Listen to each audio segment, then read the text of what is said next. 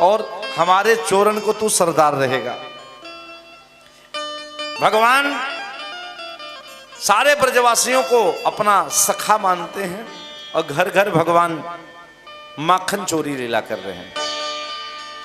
आज भगवान अपने सखाओं से कहा कि चलो, जब हम ही अध्यक्ष बन गए तो चलो खूब घूम के माखन खाते हैं। भगवान माखन खूब खा रहे हैं, बंदरों को लुटा रहे हैं। देखो एक बात जान लो, हमारे श्री हनुमान जी एक ऐसे देवता हैं जो सतयुग में भी रहते हैं, त्रेता में भी, द्वापर में भी और कलयुग में भी। सबसे ज्यादा हनुमान जी की भक्ति फलीभूत होती है कलयुग में, बहुत जल्दी प्रसन्न होने वाले हैं। और हनुमान जी के बारे में बाबा तुलसी ने कहा, चारों युग प्रताप तुम्हारा, एक युग में नहीं। और जहां भगवान की कथा होती है वहां तो हनुमान जी अवश्य रहते हैं। हम लोग भले हनुमान जी को न देख पाए, क्योंकि हनुमान जी को देखने के लिए तो दिव्य चक्षु चाहिए। इन पांच भौतिक चक्षु से तो उनका अवलोकन हो नहीं सकता। तो भगवान ने बंदरों को भी मक्खन लुटाया। अब भगवान कन्हैया ने माता जसोदा जी से कहा कि मैया मेरी इच्छा है, मैं आज गैया चराने जाऊंगा। भगवान कन्हैया से जसोदा जी बोली, लाला अभी तू छोटो सो है, तू गैया मत चराने जाओ, पहले बछड़े चराने का अभ्यास कर, क्योंकि तू भी छोटा और गाय के बछड़े भी छोटे। तो एक काम करो लाला, बछड़े को पहले चराओ। भगवान बोले ठीक है मैया, तो बछड़े को ही चराते। आज मेरे प्रभु गोपाष्टमी के दिन, कार्तिक महीने में गोपाष्टमी आती है, गोपाष्टमी के दिन गो माता का पूजन किया। और पूजन करने के बाद भगवान आज चल रहे हैं वत्स चारण करने के लिए। और जैसे भगवान बछड़ा लेकर के अपने प्रिय सखाओं को साथ लेकर के आ गए, और जैसे भगवान वत्स चारण करने के लिए आए, तब तक कंस को पता लगा कि आज कन्हैया राजमहल से निकल करके जंगल में वत्स चारण करने जा रहे हैं, बछड़ा चराने, और यही अच्छा मौका है। कंस ने एक राक्षस को बुलाया, बोले कोई व्यवस्था है मारने की? बोले हाँ महाराज, बहुत अच्छा अवसर है। बोले क्या? बोले मैं मायावी हूं, जो रूप चाहूं सो बना लूं, तो आज मैं बछड़ा ही बन जाता हूं, और जहां इतने बछड़े उसी में जाके मिल जाऊंगा, और बछड़े में रहूंगा तो बछड़े के बीच में तो मिलेंगे ही, अवसर की तलाश रहेगी। और जब सब बछड़े इधर उधर घास खाने में लगेंगे तो उसी समय मैं उनके धीरे धीरे नजदीक चला जाऊंगा, कोई समझ भी नहीं पाएगा।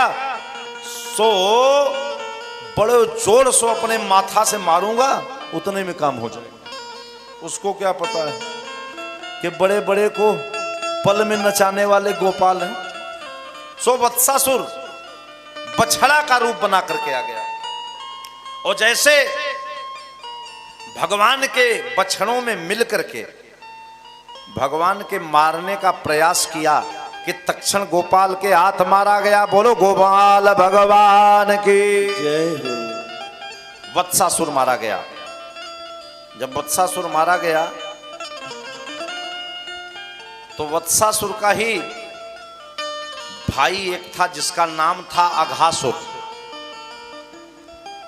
अघ कहते हैं पाप को, ये पाप का बाप था समझो। अघासुर अजगर का रूप बना के आ गया। अब भगवान तो बछड़ों को लेके आते जाते हैं, बाल सखाओं को साथ लेते हैं। सब जो गोपांगनाएं हैं सब अपने लाला को खाने के लिए कोई लड्डू देती है, कोई मथुरा का पेड़ा देती है, कोई जलेबी देती है। हमारे ठाकुर जी बहुत 56 भोग ग्रहण करते हैं और बड़ा सुंदर वस्त्र पहनते हैं, यूनिक। क्या बात है। भगवान ने क्या किया कि आज वत्सासुर के वध के बाद जब अघासुर अजगर का रूप बना के आ गया, तो भगवान के बाल सखा अपने अपने घर से दिन में भोजन करने के लिए सब अपने अपने घर से प्रसाद लेके आए। लेकिन भगवान कन्हैया ने अपने सखाओं से कहा कि सब लोग अपने अपने घर से जो रूखा सूखा लाओगे आपस में मिल बांट के खाएंगे। ये नहीं कि तुम अपना खाओ हम अपना खाएंगे, सब एक ही जगह रखा जाएगा। एक पूरी सबके यहाँ का थोड़ा थोड़ा टेस्ट लेंगे। किसी ने पूछा कि प्रभु ऐसा क्यों? बोले इसलिए कि ये जितने ग्वाल बाल हैं ये सब संत लोग हैं। अब चरण रखा। एक ब्रजवासी बोलो लाला एक बात बताओ भैया, या गुफा में ये मखमली गलीचा कौन सो लगा दियो? क्योंकि सर्प की जो जिह्वा थी वो कोमल थी। बोले एक बात बताओ इसमें मखमली गलीचा कौन लगाए दियो? बोले नहीं जानते हो भैया, ये गुफा बड़ी पुरानी है, लगता है कोई ने साफ सफाई कराई दियो। और इस गुफा में हजारों संत तपस्या कर रहे होंगे अंदर, तो कोई महापुरुष आया होगा तो सोचा होगा कि महात्मा लोगों को आने जाने में परेशानी ना हो भैया, तो सो आने महात्मा लोगों को सुविधा के लिए गलीचा लगवाई दियो। तब तक सर्प का दांत दिखाई दिया अजगर का। एक ने बोला ये भैया लंबी लंबी सो ये खूंटी कैसी है? बोले नहीं जानते हो, ये गुफा है, इसमें महात्मा लोग जाते होंगे तो अपना कमंडलू आसनी माला सब सामान टांगने के लिए भी तो जगह चाहिए गुफा में। लगता है किसी सज्जन ने सब लगवा दिया है कि महाराज सब लगी रहेगी खूंटी, तो महाराज जी लोग जब पूजा से उठेंगे तो सामान टांग देंगे। अपने अपने बुद्धि की कसरत कर रहे हैं। और सब ब्रजवासी भगवान के जो प्यारे बाल सखाते सब अजगर के मुंह में चले गए। वो अभी मुख बंद नहीं कर रहा है घासू, वो तो जिसकी प्रतीक्षा कर रहा है, बोले वो तो आए नहीं, वो आ जाए तब मैं अपना मुंह बंद करूं।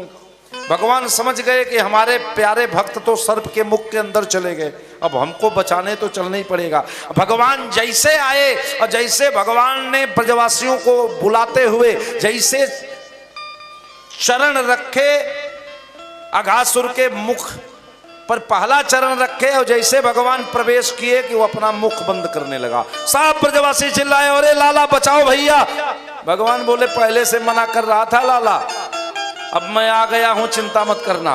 भगवान ने अपने शरीर को बढ़ाना शुरू किया। अब अघासुर तो समझ रहा था कि कुछ सीमा होगी उसकी, और जो असीम है उसको सीमा में कैसे बांधा जाए। कैसे असीम है मेरे प्रभु का भृगुटे बिलास भयंकर काला। भृगुटे बिलास भयंकर काला। भृगुटे बिलास भयंकर काला। भृगुटे बिलास भयंकर काला। नयन दिवाकर कच गन माला। नयन दिवाकर कच घन माला। नयन दिवाकर कच घन माला। नयन दिवाकर कच घन माला। भगवान विशाल बन जाते हैं। भगवान ने शरीर बढ़ाना शुरू किया और इतना विशाल का शरीर बढ़ाया कि अघासुर का मुख ही फट गया और सारे ब्रजवासी बाहर आ गए। बोलो गोपाल भगवान की। भगवान ने अघासुर का वध कर दिया।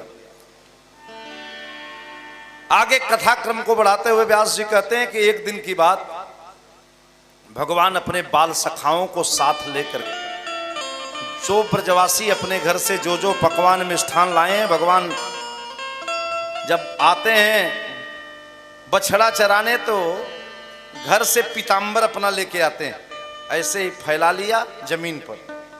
जिस परमात्मा के लिए सोने के थाल में भोग लगता है, वो परमात्मा यहाँ के लोगों से इतना प्रेम करते हैं कि जमीन पर भी खा लेते हैं। आजकल कोई थोड़ा बड़े पद पर चला जाता है तो जमीन पे बैठने में लगता है कि हम जमीन पे बैठेंगे, लेकिन वास्तव में पृथ्वी जिनके चरण की दासी हैं, जो पूरे ब्रह्मांड को चला रहे हैं, वो अभी नीचे बैठ जाते हैं प्रेम से। भगवान कन्हैया अपने बाल सखाओं से कहा लाला जो जो सामग्री लाए हो सब अपने अपने घर का जो पकवान है लाओ। सब पकवान एक जगह रख लिए, किसी के घर का लड्डू है, जलेबी है, पेड़ा है, सब खा रहे हैं, उनको भी खिला रहे हैं। बोले लाला दही थोड़ा हमारे में से लो। तब तक आकाश मंडल में ब्रह्मा जी जा रहे थे, दुनिया की सृष्टि करने वाले ब्रह्मा।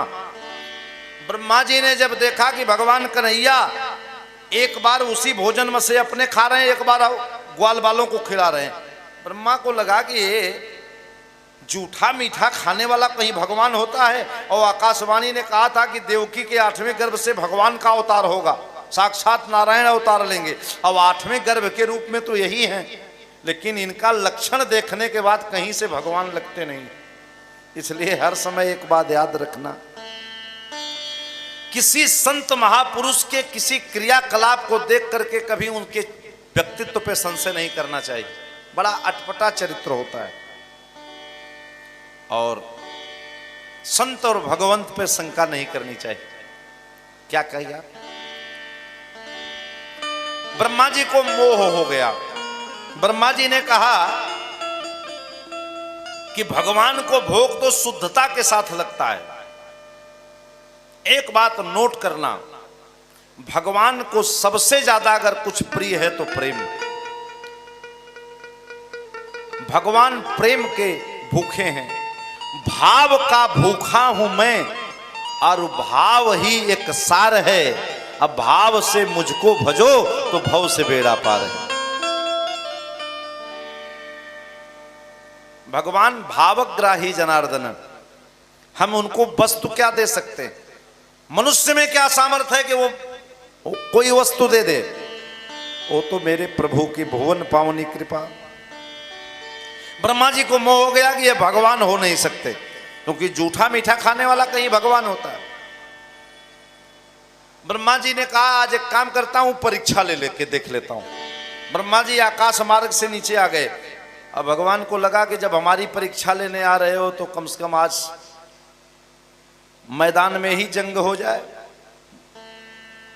बाप की परीक्षा बेटा लेने आ रहा है। भगवान ने ब्रह्मा जी को जब देखा तो जानबूझ के ब्रह्मा की शंका और बढ़ाने लगे। बड़े कौतुकी है मेरे ठाकुर। मधुमंगल एक लड्डू लायो तो सो आधा खा गए, मुख में डालो। भगवान बोले ओ हो भैया, हमको लड्डू खवायो ना है। बोले लाला एक ही लड्डू मैया ने दिया था, सो मैं तो मुख में डाल लियो। बोले थोड़ा सा जो बचा है वही दे दो। ब्रह्मा जी ने कहा 100% कंफर्म हो गया कि भगवान नहीं हो सकता। ऐसा तो कोई इंसान नहीं करता, ये भगवान होके कर रहे हैं। तो ब्रह्मा जी ने कहा एक काम करता हूं कि आज इनके बछड़े का ही हरण कर लेता हूं, भगवान होंगे तो छुड़ाएंगे। संजोग से बछड़े गए थे दूर, आगे घास खाते खाते चले गए। ब्रजवासी बोले लाला भैया तुम बैठे हो, हम थोड़ा बछड़ों को घुमा के लेके आते हैं। भगवान बोले जाओ। और जैसे सब ब्रजवासी बाल सखा भगवान के बछड़ों को घुमाने के लिए गए, अब बछड़े भी आगे निकल चुके थे। इतने में ब्रह्मा जी को मिला मौका। ब्रह्मा जी ने बछड़ों को और ग्वाल बालों को लेकर ब्रह्मलोक चले गए, हरण कर लिया। जब 20 मिनट बीत गया, आधा घंटा बीत गया, जब भगवान के न सखा रहे हैं न बछड़े दिखाई दे रहे हैं, भगवान बोले सब कहाँ चले गए। जब भगवान ने ध्यान लगा के देखा तो ब्रह्मा जी लेके ब्रह्मलोक जा रहे हैं।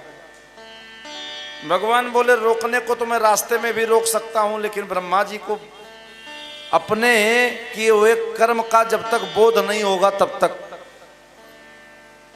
ये संसार को सीख कैसे देंगे। ब्रह्मा जी लेके चले गए ब्रह्मलोक और ले जा करके बछड़ों को गौशाले में कह दिया एक काम करो, बछड़ों को गौशाले में डाल दो और जितने ब्रजवासी हैं इनको एक जगह भोजन जल जलपान कराओ, पर ये बाहर जा न पाए। अब भगवान जब सायंकाल हो गया, सूर्यास्त होने वाला था, तो भगवान ने कहा अब तो सबकी मैया प्रतीक्षा करेंगे कि मेरा लाला बछड़ा लेके आ रहा होगा। मैं क्या जवाब दूंगा, क्योंकि बुला के तो सभी को लाया हूं। तो भगवान ने कहा कि एक काम करता हूं कि अब ब्रह्मा के यहां बुलाने तो नहीं जाऊंगा। भगवान ने क्या किया कि जितने बछड़े थे उतने भगवान ने बछड़ों का रूप ले लिया। भगवान जितने बछड़े थे उतने बछड़े बन गए।